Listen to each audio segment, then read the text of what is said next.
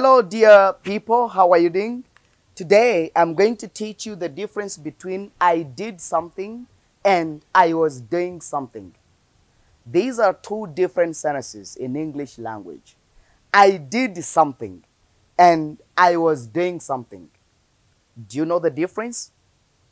If you don't know the difference, this is your right moment. Please sit and take a notebook and try to write some of the explanations. I'm going to explain to you the difference between the two sentences. I did something. Nakoze. Byararangiye nakoze. I was doing something. Nari ndimo gukora. You should know the difference between the two tenses. Ugomba kumenya itandukaniro riri hagati y'ibi bihe by'inshinga bibiri. I did, nakoze, byararangiye.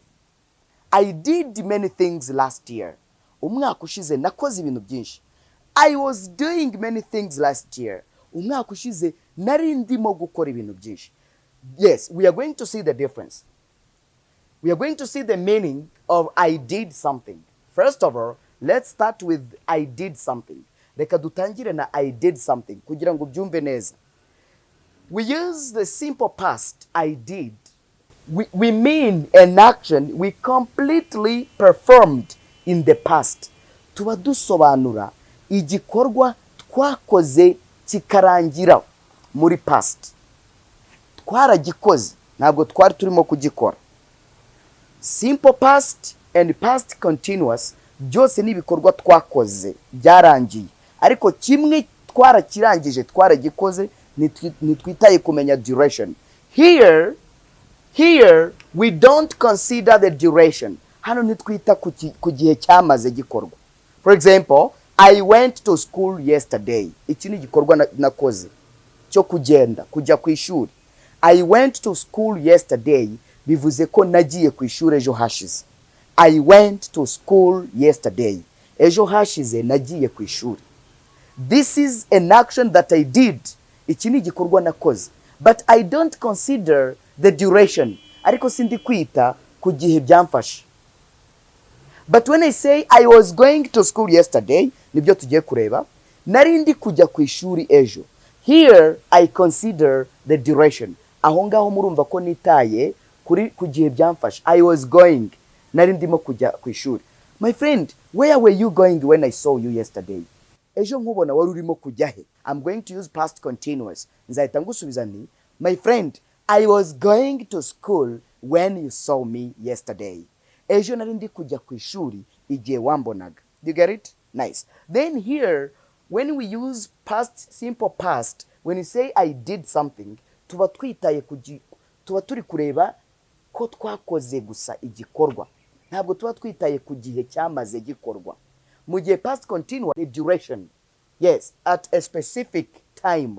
Mu gihe runaka in the past. For example, here, I can say, I cooked beans last week. Uru ni urundi rugero.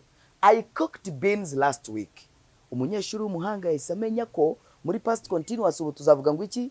I was cooking beans last week.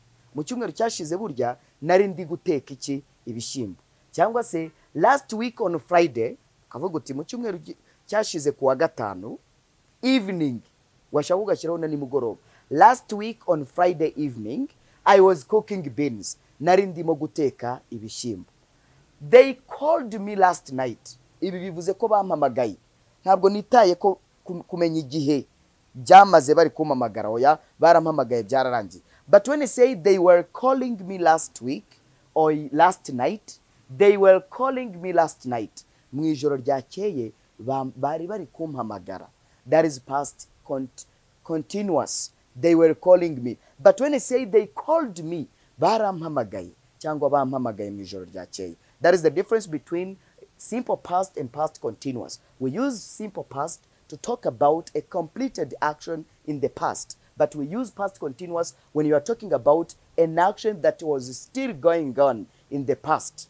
Ni igikorwa cyari kirimo gukomeza kiba gifite duration of time muri past. For example here, when I say I was doing, we use past continuous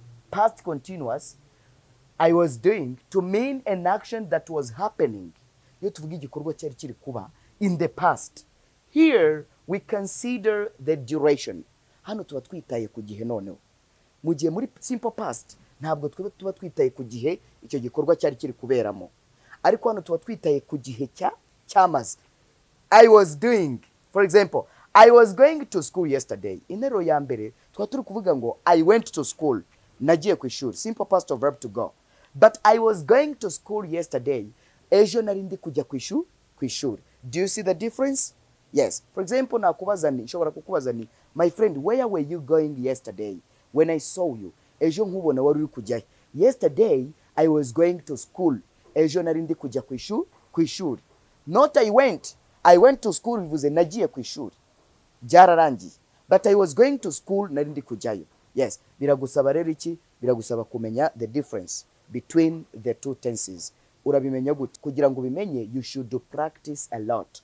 Byaba byiza ukoze imyitozo myinshi kandi ukaza kwiga mu ishuri ndetse ukaniga kuri Zoom no kuri WhatsApp tukakohereza amasomo nk'ayi ateguye mu buryo bwiza, mu buryo bw'inyandiko ndetse n'amajwi.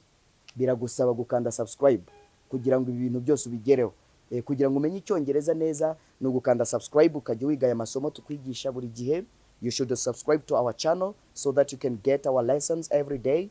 You should try to come and learn English on here at Kimironko. Hano Kimironko ukaza ukiga Icyongereza. You should try to ask me for a link, a Zoom link. Mbaza nsaba link ya Zoom nyikoherereze utangire wige kandi ngwino muri groupe ya WhatsApp. Ibyo nubyubahiriza uravuga Icyongereza vuba cyane. Good. Then here when I say I was going to school yesterday, nababwiraga ngo bisobanuye ko nari ndi kujya ku ishuri.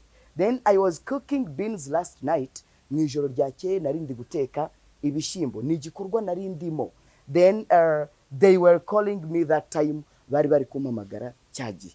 Then that is the difference between simple past and past continuous in English language. Then it's up to you to do or to practice a lot. You should exercise yourself if you want to get this lesson very well. You should try to write a lot of sentences in order to know the difference between simple past and past continuous in English language. You should try to buy books because we have a lot of books that contain all these tenses in English language. Not only do we have books of tenses, but also we have a lot of books that contain grammatical rules. Dufite n'ibitabo birimo amategeko y'Icyongereza. Ngwino ugure ibitabo.